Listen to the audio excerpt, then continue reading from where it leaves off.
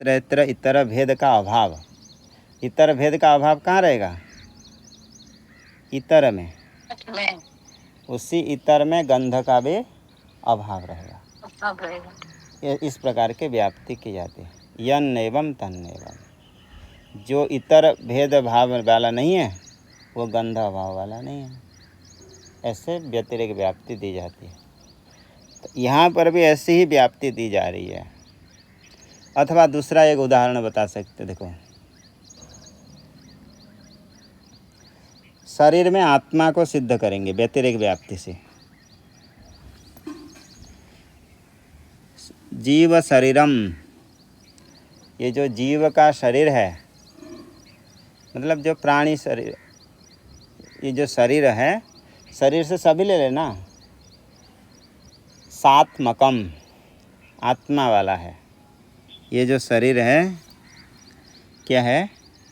आत्मा वाला है, अर्थात इसमें आत्मा रहती है, ये तात्पर्य। आत्मा को सिद्ध करना, सिद्ध करे कहाँ पर? शरीर में। शरीरम सात्मकम, यानी आत्मा के साथ रहता है शरीर। क्यों? प्राणादिमत्वात्, क्योंकि इसमें प्राण चल रहा है इसलिए। तो यहाँ पर व्याप्ति ऐसे नहीं कह पाओगे कि जहाँ जहाँ प्राण होता है वहीं वहीं आत्मा होती है। किसको उदाहरण बताएंगे? पेड़ पौधे, वो भी तो सभी शरीर है, वो सभी पक्ष में आ ही जाएंगे। तो ऐसा कोई जगह दिखा पाओगे जहाँ प्राण होने से आत्मा होगा? ऐसे दिखा सकते हैं? नहीं दिखा पाएंगे। इसलिए व्यतिरेक दिखाना यहाँ पे। कैसे दिखाएंगे?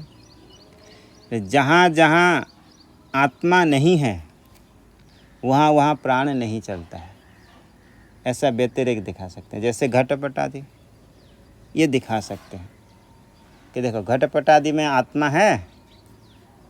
नहीं है, इसलिए उसमें प्राण भी नहीं है।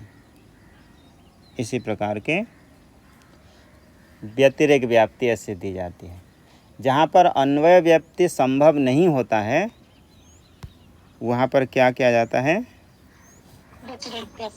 ऐसे व्यतिरेक व्याप्ति दी जाती है अनुमान में। अन्वय व्याप्ति कैसे हो सकता है यहाँ? अन्वय व्याप्ति, कहने से समझ में नहीं। अन्वय व्याप्ति जहाँ नहीं हो सकती है वहाँ पर क्या दिया जाता है? स्वामी जी, अन्य व्यक्ति का एक उदाहरण दे सकते हैं ताकि हम इसको डिस्टिंग्विश कर सकें? ठीक है, बता रहे हैं। तो देखिए वही जो लाल अस्वधावती, देखो अन्वय व्याप्ति अभी बता दे रहे हैं। जिससे पर्वत में बन्ही का अनुमान करते हैं, यह अन्वय है। अन्वय मतलब रहना, सत्व। व्यतिरेक यानी अभाव। जहाँ अभाव को लेकर के वस्तु सिद्ध किया जाता है उसको कहा जाएगा व्यतिरेक व्याप्ति। वहाँ जहाँ वस्तु के होने पर दूसरे वस्तु की सिद्धि होगी वहाँ पर अन्वय व्याप्ति। और जहाँ पर दोनों मिलेगी उसको बोलेंगे अन्वय व्यतिरेकी। एक एक जगह ऐसा होता है दोनों मिल जाता है, कई जगह ऐसे होते हैं कि दोनों में एक एक ही मिलते हैं। तो देखो अन्वय व्याप्ति का ये समझ लीजिए, ये वाला भी हो जाएगा। लेकिन ये अन्वय और व्यतिरेकी दोनों है, पर्वत और धूम वाला। पर्वतो वन्यमान धूमात, पर्वत वन्नी वाला है। क्यों? धूमात, हेतु हो गया धूम, पर्वत हो गया पक्ष। पर्वत में क्या सिद्ध कर रहे हैं? वन्नी, तो साध्य हो गया वन्नी, अग्नि।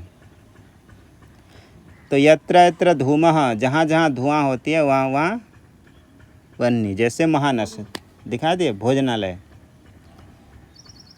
भोजनालय में क्या मिलता है? धुआं मिलता है कि अग्नि? दोनों मिलते हैं। दोनों। तो यहाँ पर ये अन्वय व्याप्ति हो गई। यत्र धूमस तत्र वह्नि, जहाँ धुआं है वहीं अग्नि है। ये हो गया अन्वय व्याप्ति। अन्वय व्याप्ति दोनों रहेंगे ना स्वामी?